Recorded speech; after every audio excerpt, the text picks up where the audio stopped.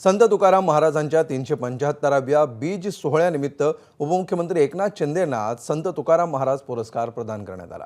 देहू संस्थान आणि अखंड वारकरी संप्रदायाच्या वतीने शिंदेंना या पुरस्काराने सन्मानित करण्यात आले।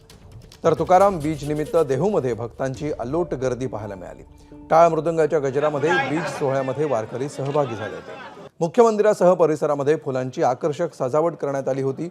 यावेळी पालखी सोहळा देखील पार पडला।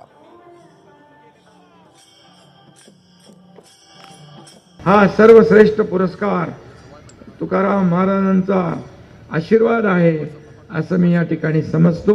त्यांची प्रेरणा आहे असं मी समजतो।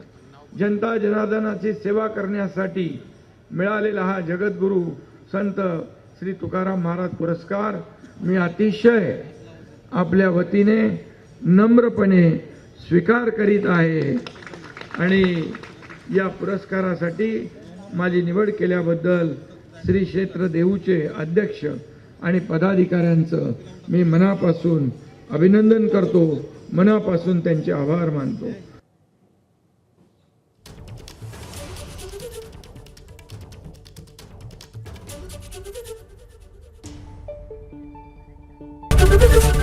एबीपी माझा, उघडा डोळे बघा नीट।